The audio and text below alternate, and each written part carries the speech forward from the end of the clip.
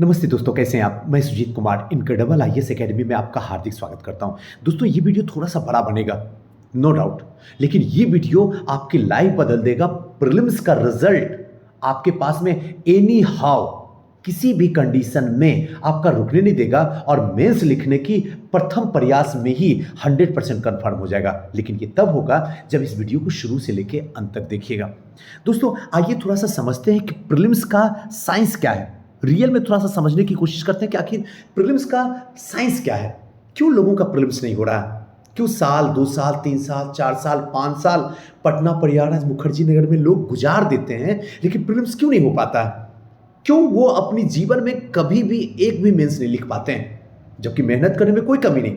मेहनत भी करते हैं, परेशानी भी उठाते हैं, समाज की ताने भी सुनते हैं, फिर भी उनका प्रीलिम्स नहीं होता है। आखिर इसके पीछे का साइंस क्या है? ये चीज समझिए। जब तक इस साइंस को नहीं समझिएगा तो अभी, आज भी और आने वाले टाइम में भी ये जो इंस्टीट्यूट जितने सारे खुल रहे हैं या फिर कभी भविष्य में खुलेंगे, ये सब के सब आपको बाहर नहीं निकाल सकते हैं, आपको पास नहीं करवा सकते हैं, बल्कि आपके पैसा लेके आपको बर्बाद कर देंगे।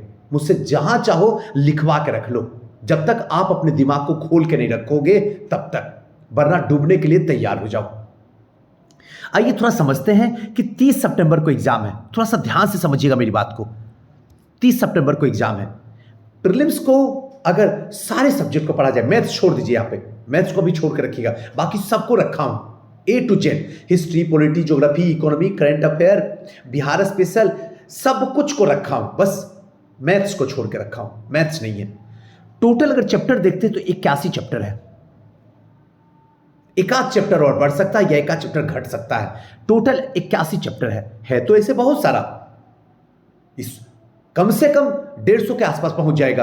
अगर उसके पार्ट अंदर में जाएं तो करें तो 150। लेकिन ये जो 81 चैप्टर है ये इंपॉर्टेंट है। यहां से आपका बुरा से बुरा बदनसीब किस्मत भी होगा, लेकिन अगर दिल से पढ़ा होगा तब भी 110 प्लस रहेगा। लिखवा के रख लीजिए हमसे। और अगर यकीन नहीं है तो पिछले 5 साल के क्वेश्चन को खंगाल के देख लीजिए, आपको इसी टॉपिक से मिलेगा। बाकी आपकी इच्छा। विश्वास है तो रब है, नहीं विश्वास है तो पत्थर है। 110 नंबर, 81 चैप्टर है। हमारे पास टोटल दिन कितना है? अगर आज से, अभी से एकदम अपने आप को मोड़ के टेबल और कुर्सी पे बैठ के बिना एतवार के डेली 6 घंटे भी अगर पढ़ते हैं ना, तो आसानी से 105 दिन में 81 चैप्टर कम से कम 3 बार खत्म होगा। 3 बार। और आपका रिजल्ट नहीं आएगा। मजाक करते हैं आप अपने साथ में, अपने परिवार के साथ में, अपने खुदा के साथ में। 100% आएगा। लेकिन आप अगर चलिएगा तब तो। बस 81 चैप्टर पढ़ना आपको। चाहे 1 साल तैयारी कीजिए, चाहे 2 साल में तैयारी कीजिए बीपीएससी की प्रीलिम्स की, चाहे 2 महीने में कीजिए, 5 महीने में कीजिए, 6 महीने में कीजिए, मात्र 81 चैप्टर पढ़ना है। क्या 81 चैप्टर पढ़ना कोई बहुत बड़ा रॉकेट साइंस है? और बस इसी 81 चैप्टर में आपके टोटल के टोटल 140 नंबर, 140 नंबर कहने का मतलब 140 क्वेश्चन इसी 81 में रहता है। उसके बाद भी रिजल्ट नहीं होता है। आइए थोड़ा सा देखने की कोशिश करते हैं। सबसे पहले भारत एवं विश्व का भूगोल, इसमें पढ़ा क्या जाए? प्रॉब्लम यही है, किताब तो बहुत है सुजीत सर, पता ही नहीं चलता है। और जब हम सिलेबस को खंगालने की कोशिश करते हैं बीपीएससी का, तो दिमाग ही काम नहीं करता सुजीत सर, क्या बताऊं आपसे। और जब दिमाग काम नहीं करता तो दूसरे का दिमाग लेते हैं, और दूसरे का दिमाग अगर गलती से सुजीत सर ले लिए तो रिमोट की तरह मेरे को यूज करता है। और यही वजह हुआ कि जब आप बोलते हो 2 साल, 3 साल, 4 साल, 5 साल, इसी वजह से हुआ है। हमारी कोई खता नहीं है, परिस्थिति ऐसी हो जाती है, तो कोई बात नहीं है। आज की बात तो हम हैं ना आपके साथ में। आप ऐसे कीजिए, भारत और विश्व का भूगोल। आइए थोड़ा सा इसमें समझने की कोशिश करते हैं कि अब जो बदल गया पैटर्न, अब भूगोल में एक चीज ध्यान रखिएगा, 20 से 22 क्वेश्चन आता है इस बार के 68 को देखते हुए।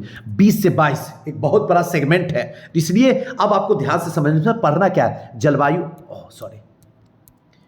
चलिए देखते हैं। जलवायु, मिट्टी, पठार, पर्वत, मैदान, दर्रे, इसको बढ़िया से खंगाल लीजिए। और जो प्रीवियस ईयर क्वेश्चन है घटना चक्र पूर्वावलोकन का, उससे बना डालिए। बाकी आपको जिससे पढ़ना, मैं तो चाहूंगा, दिल से चाहूंगा और हमेशा चाहूंगा कि एनसीईआरटी पढ़िए। 6 से लेकर 12 तक के जिस एनसीईआरटी में जलवायु उठाइए, जहां जहां उसको पढ़ डालिए। रिजल्ट नहीं आएगा ऐसी की तैसी, दौड़ के रिजल्ट घर पे आए। देखिए, आप करना चाहे तब तो। आपको चुटका पढ़ने की आदत है, आपको एमसीक्यू वीडियो देखने की आदत है, आपको रील देखने की आदत है, तो खुदा भी कहता तथास्तु, जहां वहीं रह।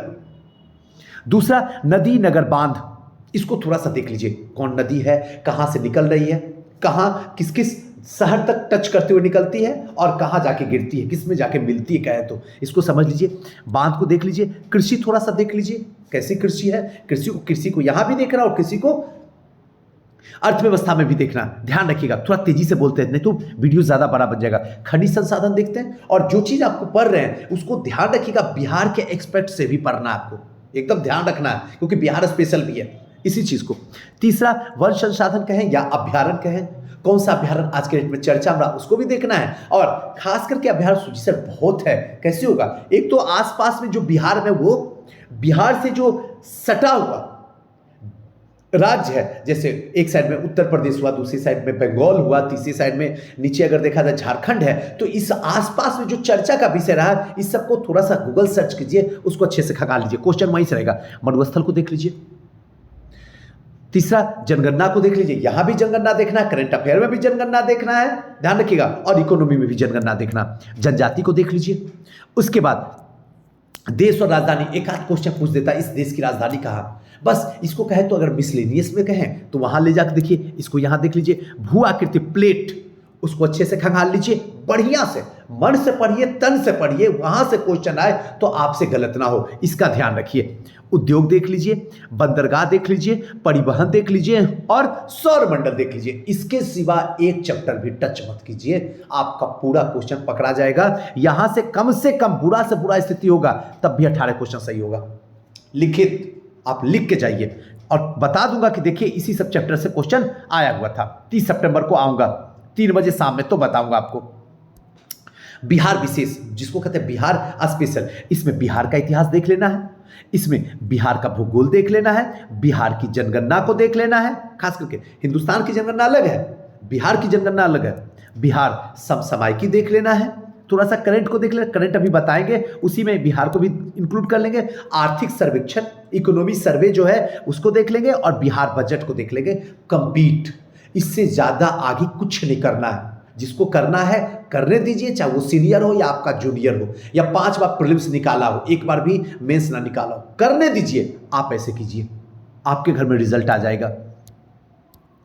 उसके बाद आते हैं प्राचीन इतिहास। अब इतिहास वाले खंड को आपके सामने प्रेजेंट करने की कोशिश करते हैं। इतिहास वाले खंड में सबसे पहले प्राचीन में हड़प्पा सभ्यता को देख लीजिए, वैदिक सभ्यता को देख लीजिए, महाजनपद काल को देख लीजिए 600 ईसा पूर्व को, बौद्ध जैन को देख लीजिए, मौर्य काल को देख लीजिए। ये मौर्य काल वही है जो कौटिल्य ने चंद्रगुप्त मौर्य के सहारे से घनानंद को, नंद वंश के अंतिम शासक को मार के मौर्य वंश की स्थापना की। मौर्योत्तर काल, मौर्य काल और मौर्योत्तर काल में यही अंतर है कि मौर्य काल स्टार्टिंग होगा और मौर्योत्तर काल जो है पतन की ओर भागेगा। गुप्त काल देख लीजिए, क्यों स्वर्ण काल कहा जाता है।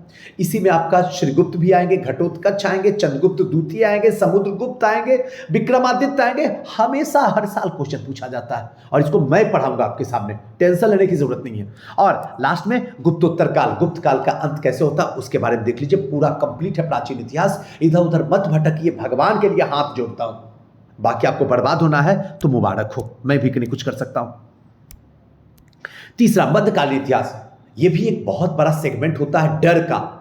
सब्जेक्ट बड़ा नहीं है, डर अंदर है। मध्यकालीन सूची सर, एक शासक के इतने सारे पुत्र, सबको याद करना, सबको ध्यान रखना, करना मत घबराइए, मैं पढ़ाऊंगा आपको, और एकदम बच्चों की तरह, बस जिस समय पढ़ाऊंगा उसी समय याद करवा दूंगा। घर में आपको पढ़ने की जरूरत भी नहीं है। इसमें तुर्कों का आगमन देखेंगे, गजनी और गौड़ी को बेहतरीन तरीके से खंगालने की कोशिश करेंगे। उसके बाद दिल्ली सल्तनत को देखेंगे। दिल्ली सल्तनत में गुलाम वंश देखेंगे, खिलजी वंश देखेंगे, तुगलक वंश देखेंगे, सैयद वंश देखेंगे, लोधी वंश देखेंगे। इसको बेहतरीन तरीके से खंगालने की कोशिश करेंगे। इनमें अगर इंपॉर्टेंट है सुजीत सर तो कौन है, गुलाम वंश से क्वेश्चन पूछा जाएगा, खिलजी वंश से और तुगलक वंश से, और शायद इब्राहिम लोदी और बाबर के बीच में पानीपत का प्रथम युद्ध जो हुआ उससे अगर कुछ एक आध क्वेश्चन पूछ दिया तो 1526 जवाब दे दीजिए, और मैं हूं ना आपके साथ में, घबराइए नहीं। मुगल काल, मुगल काल में बाबर, हुमायूं, अकबर, जहांगीर, शाहजहां, औरंगजेब, इसमें इंपॉर्टेंट कहाँ है सुजीत सर? एक तो बाबर को ध्यान रखिएगा, अकबर को ध्यान रखिएगा, जहांगीर की कला को याद रखिएगा, शाहजहां को रखिएगा और थोड़ा सा लास्ट में औरंगजेब को रखिएगा। हल्का हल्का सा पढ़ते चल जाइए, काम खत्म। और विजयनगर साम्राज्य, सुजीत सर विजयनगर साम्राज्य तो बता दिए, बहमनी साम्राज्य आप नहीं बताते हैं। अरे पढ़ने को तो बहुत कुछ है, पढ़ने का तो यहाँ पे चोल, चालुक्य, पांड्य ये संगम काल में बता दें, लेकिन उसकी जरूरत इतना कर लीजिए ना भाई, 4 क्वेश्चन तो पूछता है, एक आध क्वेश्चन वहां से आएगा, होने दीजिए ना गलत। कम से कम इसको तो पहले कंप्लीट कर लीजिए, जहां से आपका कंफर्म हो जाए पीटी हो रहा। बात मेरी समझ रहे हैं ना? चलिए, प्रॉब्लम हम लोग के साथ में क्या है ना, रिजल्ट नहीं आने का एक रीजन ये भी है, जो हमसे नहीं किए हैं ना उस पर ज्यादा ध्यान है, जो हम किए हैं उस पर ज्यादा ध्यान नहीं है। जो हमारा पॉजिटिवनेस जो है, जो हमारा पॉजिटिव है, जो हमारी अच्छाई है उस पर ध्यान नहीं है, लेकिन जो हमारी बुराई है उस पर 24 घंटा ध्यान रहता है। और यही वजह होता है कि हमारा हमेशा दिमाग जो है निगेटिव में भाग जाता है। आइए मध्यकालीन के बाद आते हैं उस सेगमेंट पे जो जहां से सबसे ज्यादा क्वेश्चन पूछा जाता है, 20+ आधुनिक भारत। आधुनिक भारत में हम स्टार्टिंग ही करेंगे यूरोपीय कंपनियों का आगमन। यूरोपीय कंपनियों का आगमन में थोड़ा सा ध्यान रखना है पुर्तगाली में, और खास करके अल्बुकर से क्वेश्चन पूछा जाता है। उसके बाद आएंगे अंग्रेज में, अंग्रेज को हल्का सा देखने की कोशिश करेंगे। और सबसे इंपॉर्टेंट होगा कर्नाटक का प्रथम युद्ध, द्वितीय युद्ध, तृतीय युद्ध, कब हुआ, कैसे संधि हुआ, किस किस के बीच में, थोड़ा सा इसको ध्यान रख लीजिए, टाइमिंग को ध्यान रख लीजिए, इससे बाहर क्वेश्चन ना पूछा है ना पूछेगा। उसके बाद आते हैं पलासी, बक्सर और मैसूर। पलासी 1757 में कैसे होता है, बक्सर 1764 में कैसे होता है, इलाहाबाद की संधि कैसे होती है, द्वैध शासन क्लाइव ने कैसे लगा दिया। उसके साथ साथ में मैसूर में हम थोड़ा सा देखने की कोशिश करेंगे, हैदर अली को देखने की कोशिश करेंगे, और उसके सुपुत्र जो है उसको थोड़ा सा देखने की कोशिश करेंगे, जिसको कहते हैं टीपू सुल्तान। 4 युद्ध होता है मैसूर का, उसको आपको ट्रिक के थ्रू इतना बेहतरीन तरीके से समझा देंगे कि दिल गार्डन गार्डन हो जाएगा। कहिएगा सुजीत सर इतिहास पढ़े, लेकिन पहली बार पढ़े हैं जहां पे इतिहास को पढ़ नहीं रहे बल्कि इतिहास को जी रहे हैं, फिर लगेगा अब आया मजा। उसके बाद चलेंगे भू राजस्व बंदोबस्त, अस्थायी बंदोबस्त, रैयतवाड़ी, महालवाड़ी, कब आया, किसने लाया, कितने प्रतिशत क्षेत्र पे था और जमीन का मालिक कौन था। इतनी बेहतरीन तरीके से आपको समझा देंगे ना कि औकात नहीं है कि आयोग क्वेश्चन दे और आपका गलत हो जाए। दुनिया में किसी का हो जाए, आपका नहीं होगा, घबराइए नहीं। नेक्स्ट है किसान और जनजातीय विद्रोह। किसान विद्रोह और जनजातीय विद्रोह जो भी हुआ इंपोर्टेंट जो है, उसमें सिर्फ ये देखना है कि इस विद्रोह के नेता कौन थे, कहां हुआ है और कब हुआ है, बस 3 छोड़ के कुछ दिमाग नहीं लगाना। उसके बाद आएंगे 1857 का विद्रोह। इसमें बाबू कुंवर सिंह को और अमर सिंह को ध्यान रखना है, किस तरीके से पीर अली के नेतृत्व में पटना सिटी से स्टार्ट होता है और किस तरीके से फैलता है। इससे पहले जो है, जब बंटवारा नहीं हुआ था, मतलब झारखंड अलग नहीं हुआ था, तो हम पढ़ते थे रोहिणी से, और ये चीज जो है ये है आपका देवघर में, वहां से शुरू हुआ था। लेकिन उसके बाद जो 2000 में जब बिहार से अलग हो गया झारखंड, उसके बाद सीधे पहुंचते हैं पटना सिटी पीर अली के नेतृत्व से। तो 3 कैरेक्टर है, तीनों इंपोर्टेंट है। इसको 1857 की क्रांति देख लेंगे, उसके साथ साथ 1857 की क्रांति में ये भी देख लेंगे लियाकत अली कहां से लड़े थे, उनको थोड़ा सा देख लेंगे, नाना साहब के बारे में देख लेंगे, झांसी की रानी के बारे में देख लेंगे। इन सब चीजों को आपको बता देंगे, घबराइए नहीं। और इसके साथ साथ में कांग्रेस का उदय हो जाता है, 1885 में कांग्रेस का उदय हो जाता है। डफरिन उस समय वायसराय होता है, एओ ह्यूम सचिव होते हैं, और अध्यक्ष हर हमेशा बदलते चल जाते हैं। कौन कौन से अध्यक्ष हुए, कौन कौन से टाइम में कौन कौन से कार्य हुए, उन सब कार्यों को आपके दिमाग में रख लेंगे, मजा आ जाएगा। कहिएगा सुजी सर इतिहास को हमने सच में जीत लिया। उसके बाद आते हैं सीधे गांधी युग में एंट्री करते हैं, जब धर्म सुधार आंदोलन में आएंगे। धर्म सुधार आंदोलन में फिर चाहे दयानंद सरस्वती की बात हो जाए, फिर चाहे राजा राम मोहन राय की बात हो जाए, चाहे विवेकानंद की बात हो जाए, ईश्वरचंद्र विद्यासागर की बात हो जाए, रामकृष्ण परमहंस की बात हो जाए, इन सब के बारे में आपको समझाना है मुझे, और इतने मजे तरीके से समझाएंगे कि कहिएगा सुजीत सर वाकई में इतिहास लोगों ने पागल बना कर रखा है। इतिहास कुछ नहीं है, बस इतिहास जीने की एक कला है। जिसने इस कला को सीख लिया, इतिहास उसको सीख लिया। गांधी युग में चंपारण देखेंगे, खेरा देखेंगे, अहमदाबाद मील मजदूर आंदोलन देखेंगे, असहयोग आंदोलन देखेंगे, शबनबग्गी आंदोलन देखेंगे, व्यक्तिगत सत्याग्रह देखेंगे और भारत छोड़ो आंदोलन देखेंगे। ये पूरा का पूरा आधुनिक भारत हमारा कंप्लीट हो जाएगा और हम 20 नंबर आयोग के घर से जाकर चुरा के लेके चले आएंगे। ये रहा पूरा सिलेबस। आइए आगे चलते हैं, आगे निकलते ही जीव विज्ञान में पहुंचते हैं। साइंस का एक बड़ा सेगमेंट जहां पे बायोलॉजी की बात चलेगी, जंतु और पादपों का वर्गीकरण देख लेंगे, कोशिका देख लेंगे, रक्त परिसंचरण तंत्र देख लेंगे, पाचन तंत्र देख लेंगे, अनुवांशिकी देख लेंगे, पोषण, खनिज, प्रोटीन को देख लेंगे, रोग किस तरीके से होता है, कौन कौन रोग होता है, उसका क्या क्या उपचार है, हार्मोन्स, एंजाइम को देख लेंगे, तंत्रिका तंत्र को देख लेंगे। बस इतना देख लिए, हमारा जीव विज्ञान कंप्लीट हो गया। 10 से 12 नंबर उठा के ले लिए, सवाल न उठता कोई रोक के दिखा दे। इतना पढ़ना, इसके लिए परेशान, बायोलॉजी के लिए ये टीचर, वो टीचर, ये बुक, ये ग्रंथ। हाय भगवान, आप तनिक सोच के देखो, बायोलॉजी का क्वेश्चन कैसे आयु हार दे सकता है? अगर बायोलॉजी का क्वेश्चन हार देगा तो आर्ट्स वाला स्टूडेंट से बायोलॉजी हिलेगा नहीं, बनेगा ही नहीं। इसके साथ साथ में, इसके साथ जो साइंस बैकग्राउंड से रहेंगे उनसे नहीं हिलेगा, उनसे भी नहीं हिलेगा हार्ड क्वेश्चन। समझ रहे ना? तो ये सब चीज को देखते हुए आयोग यहां बस सिंपल क्वेश्चन देता है। आइए, भौतिकी यानी कि फिजिक्स, मात्रक बीमा देख लेंगे, गति देख लेंगे, ध्वनि देख लेंगे, ऊष्मा देख लेंगे, प्रकाश देख लेंगे, विद्युत देख लेंगे, और महत्वपूर्ण उपकरण और वो कैसे काम करते हैं। इतने चैप्टर को अगर हम देख लें तो भौतिकी से एक भी क्वेश्चन हमारा गलत नहीं होगा, कभी नहीं होगा। प्रॉब्लम होता है हम सब पढ़ने की कोशिश करते हैं और जो मुझे पढ़ना चाहिए, जहां से क्वेश्चन पूछा जा रहा है पिछले 4 साल 5 साल से, हम उसको पढ़ते ही नहीं है, उस पर ध्यान ही हमारा नहीं जाता है। रिजल्ट जहां से चले थे बस सुजीत सर वही खड़े हैं। आज भी मुखर्जी नगर में ही पड़े हुए हैं, आज भी पटना में ही पड़े हुए हैं, आज भी गांव में ही पड़े हुए हैं, आज भी इलाहाबाद में ही पड़े हुए, प्रयागराज में ही पड़े हुए हैं। जाना चाहिए था सिस्टम में, पड़े हुए हैं किराए के मकान में। शर्म की बात है, थोड़ा तो जगिए भगवान के लिए। आइए रसायन विज्ञान में आते, केमिस्ट्री में आते। केमिस्ट्री में परमाणु संरचना, पदार्थ की अवस्थाएं, कार्बन और उसके अपरूप, धातु को देखेंगे, अधातु को देखेंगे, विलयन को देखेंगे, अम्ल क्षार और लवण को देखेंगे, रासायनिक यौगिक को देखेंगे और प्रदूषण को देखेंगे। इसके सिवा किसी को ना देखेंगे।